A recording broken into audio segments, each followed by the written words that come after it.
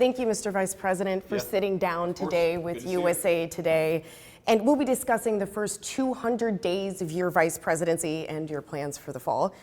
But first, I do want to get your response to some breaking news and current events, including President Donald Trump's attempt to fire Lisa Cook from the Federal Reserve's Board of Governors.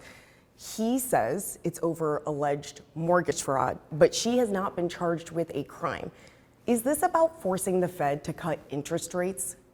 Well, a couple of things here. So first of all, I don't think anybody doubts that Lisa Cook committed some mortgage fraud. Whether a local authority decides to prosecute or federal authorities prosecute, or of course the president doesn't get involved in those decisions, but she made a mistake and she potentially made a criminal mistake. And the question is, do we want a person who makes a mistake like that to be a person who sits on the Federal Reserve Board, which makes important monetary policy for the entire country? I think that position should be held to the highest possible standard. So whether it's criminal, whether it's intentional or not, we know that this is a person, I think, who doesn't meet the standard that we should expect for the Federal Reserve, which is why the president fired her. And he does have the legal right to fire her. And this goes into a second, I think, a much more fundamental question. Let's just say, for the sake of argument, that Lisa Cook had done absolutely nothing wrong. Isn't it a little preposterous to say that the President of the United States, the elected President of the United States, working of course in concert with Congress, doesn't have the ability to make these determinations? What people who are saying the President has no authority here, what they're effectively saying is that 7 economists and lawyers should be able to make an incredibly critical decision for the American people with no democratic input. Like, I thought the people controlled this country, the people made the determinations in this country through their elected representatives, including the President of the United States. I don't think that we allow bureaucrats to sit from on high and make decisions about monetary policy and interest rates without any input from the people that were elected to serve the American people. And I think that's fundamentally what this is about. Who makes the decisions about this country? Is it those the American people elect, or is it unelected bureaucrats? And I feel very strongly that the President of the United States is much better able to make these determinations. And by the way, if the American people disagree with the president, they of course can throw out the president every 4 years and throw in a new president. But you can't say that the American people, that the democratic decision-making process has no influence over monetary policy. That's really, I think, an anti-democratic principle. John Bolton, John Brennan, James Comey, Letitia James, Adam Schiff, they're all among the current and former officials the administration is now investigating. Does the president have an enemies list? No, not at all. I think the president has a view that we should enforce the law, and if people broke the law, then of course they should face some prosecution for doing so. You know, all the people that you named, they're at some level of investigation. But unlike the Biden Department of Justice, what the President of the United States has told his Department of Justice is, let the facts and the law drive these decisions. If you do these investigations and it's determined that nobody broke the law, then of course you don't prosecute anybody. But if you have people who broke the law, if you have people who violated the public trust, if you have people who mishandled critical information in a way that harmed the American people, and they've committed a violation of the law in the process, of course you've got to prosecute people. I think unless you prosecute people who broke the law, you don't have a real constitutional republic. So no, the president has been willing, frankly, to pardon people from the other side of the political aisle. In my hometown of Cincinnati, P.G. Sittenfeld was prosecuted by the last Department of Justice. The president issued that pardon. He's sort of a famous Democratic official. This is not about politics. This is about the law. And if the president thinks a person has been unfairly prosecuted, he'll pardon that person or commute their sentence. If he thinks a person has violated the law, whether they're a Republican or a Democrat, he's going to encourage his Department of Justice to go after that person. I want to turn now to the National Guard. Sure. Are the deployments to cities such as Baltimore and Chicago how the White House plans to fight crime? You know, it's an interesting question. I think the president has the legal authority to deploy the National Guard to fight crime. And obviously we're going to do things that are in compliance with the legal processes of our country. But the president said a couple of times in the past couple of days that he really wants this process to be driven by the local authorities here, whether it's the state government or the local mayors. And I think that makes a lot of sense. I mean, look, we don't want to go in where we're unwelcome. There's a political reason, because what might very well happen is that these people, mayors or local governors, stand up and say, we don't want the National Guard, this is a dictatorship, Trump is a fascist, blah, blah, blah, blah, blah. We don't want people to stand up before a press conference and accuse the president of being a fascist, accuse the National Guard of being part of some dictatorial coup, when in private they're actually thanking us for bringing law and order back to these communities. So there's a political reason not to do it.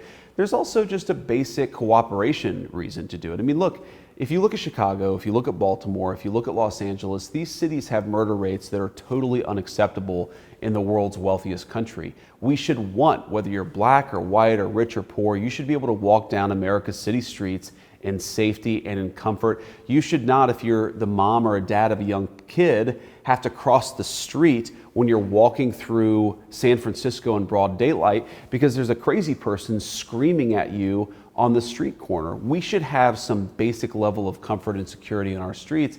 And what the president has said is if these local mayors and if the local governors want help, he is more than willing to provide it. I think that he could provide it even without their request.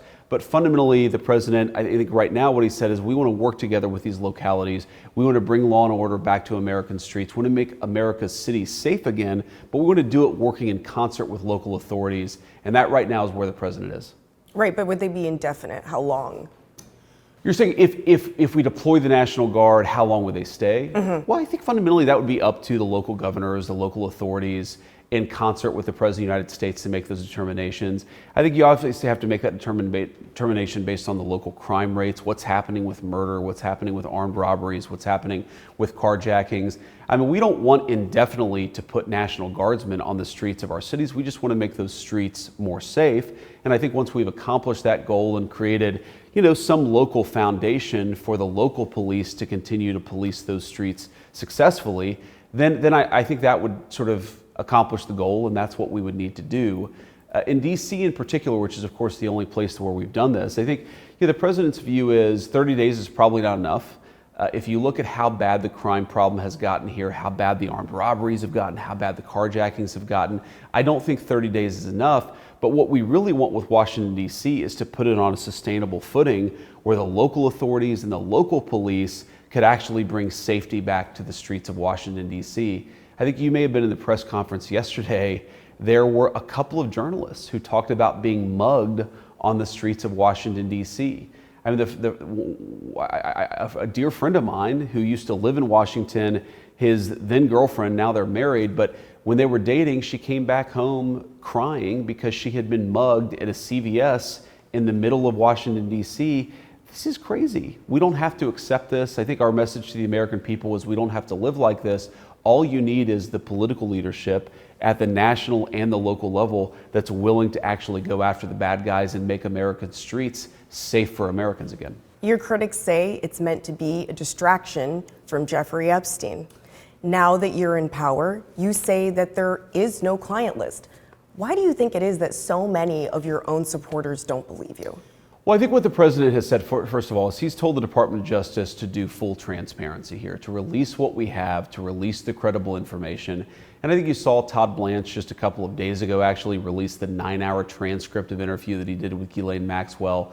What the president has also said is that we've got a whole host of things that we can focus on. You can both order the Department of Justice to do full transparency.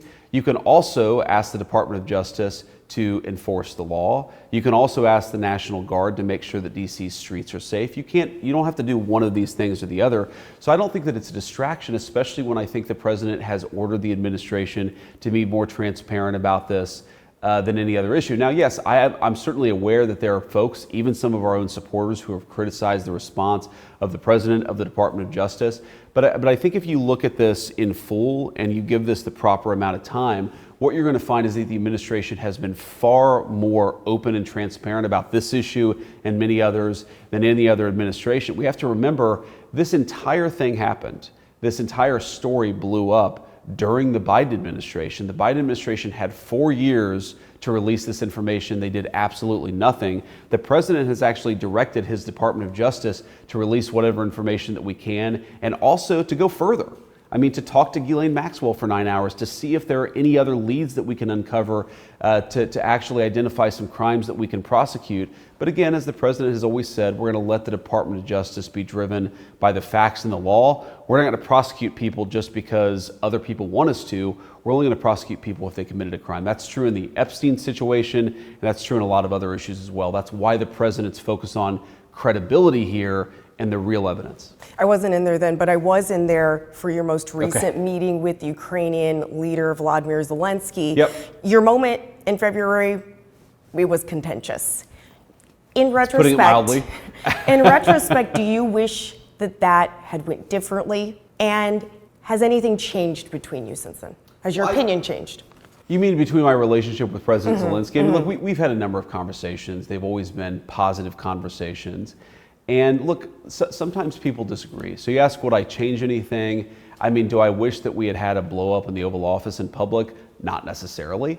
But do I think that it actually elucidated some of the real issues of disagreement between the United States side and the Ukrainian side? Yes. And I think that was useful for the American people to see. And I think we'll continue to have these conversations. And look, there are a lot of issues of agreement between the United States and Ukraine.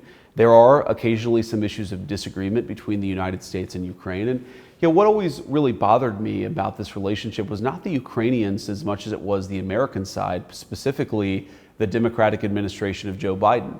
I mean, Zelensky would come to Washington. He'd leave with a $50 billion or $100 billion without any real goal, any real diplomacy, any real sense of what we were going to buy with that $100 billion.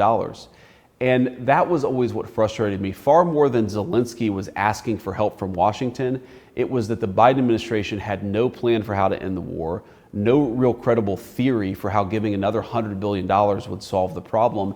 And it just felt like this weird money pit where we'd throw money after the problem without any real plan to solve the problem. That always really frustrated me. But look, we've had a number of good conversations, both me and the President of the United States with President Zelensky. We're going to keep on working for peace. And our goal, I think, just to step back a little bit, is very clear. And I think on this issue, we're pretty aligned with President Zelensky, even though we have some disagreements.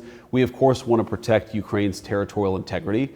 We don't want Russia to conquer the entire country. We also want the killing to stop and think the war has reached a point where the Russians aren't really accomplishing anything by continuing to fight. The Ukrainians aren't really accomplishing anything. What's best for everybody, including the United States, would be to stop the killing and bring this thing to a peaceful settlement.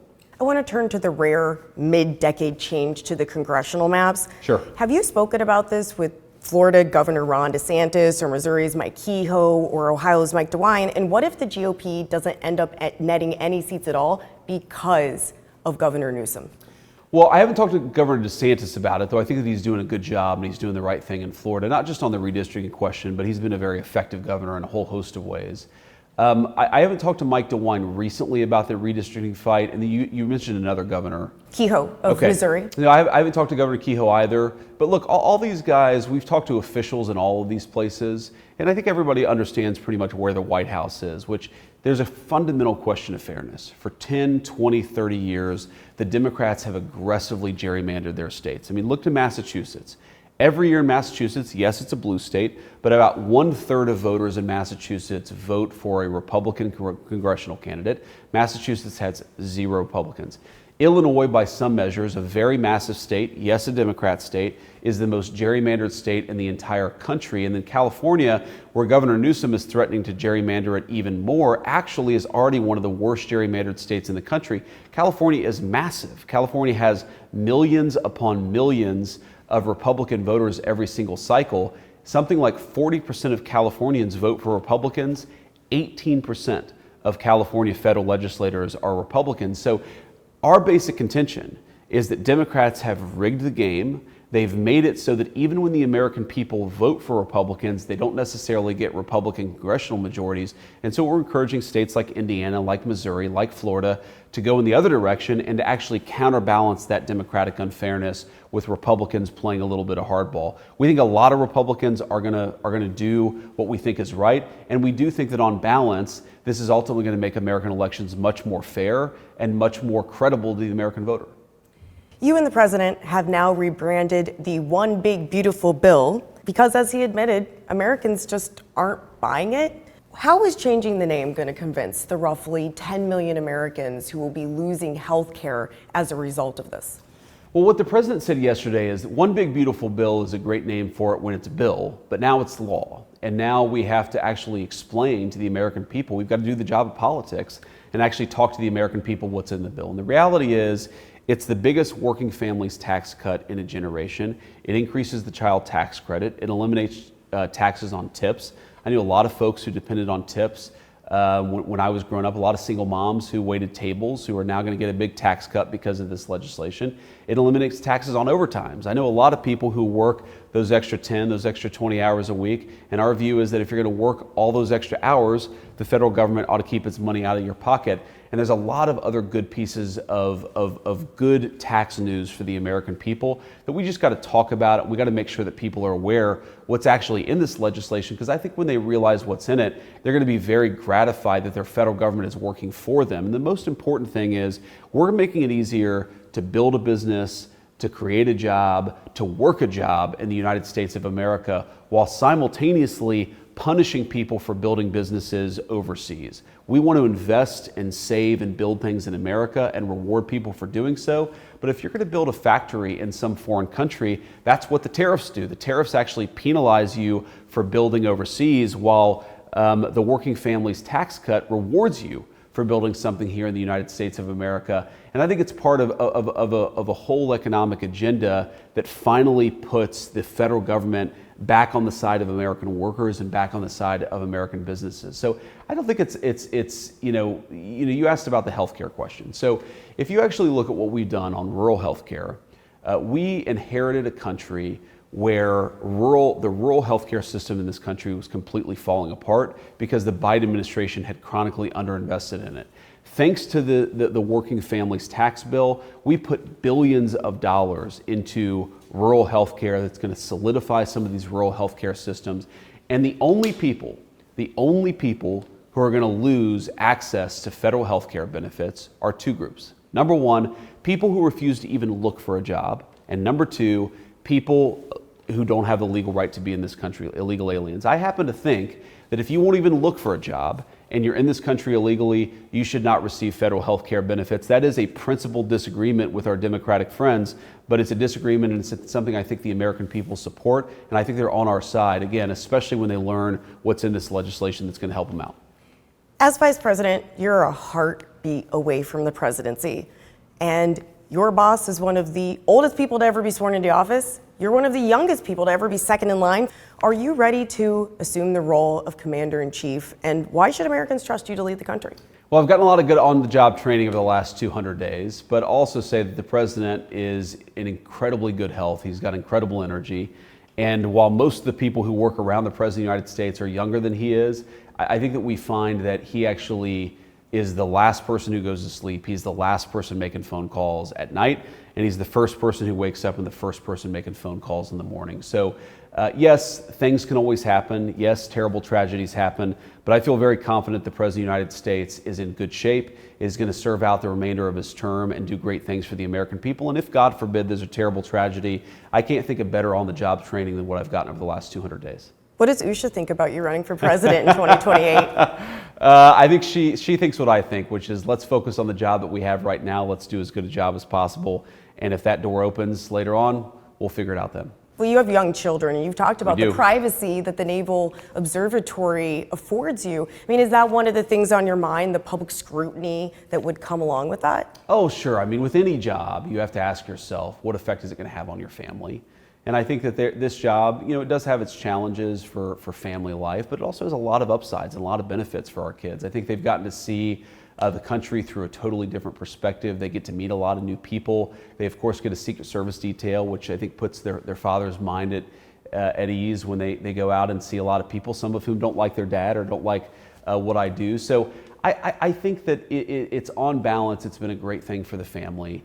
And we'll just keep on doing as good of a job as we can for the American people. And Usha and I will keep on doing as good a job as we can at being a mom and a dad. And I think, again, it does have its challenges, but it's worked out for the kids. They're happy, they're healthy. Our kindergartner, or I should say our 5-year-old became a kindergartner yesterday, had his first day of kindergarten. And yeah, we showed up to the car line with a few more cars than is normal for most families. But on balance, I think this job has been a great blessing, both for me personally, but for the family. And what I hope is that it's been a good thing for the American people, and I work every day to make sure that it is. Well, you say you're not measuring the drapes. Yes. But there's quite a bit of gold over in the Oval Office these days. Is that your aesthetic? Is that how does that fit in with the hillbilly elegy, J.D. Vance of Ohio? Well, the president obviously has his very distinctive style, and he's made billions of dollars building beautiful buildings all over the world. What I really like about the Oval Office is that it's brighter. The first time that I ever walked in the Oval Office was January 21st of this year. I was, of course, the new Vice President of the United States. It was an amazing thing. I was overwhelmed by the grandeur of the office, all of the incredible history that had been made.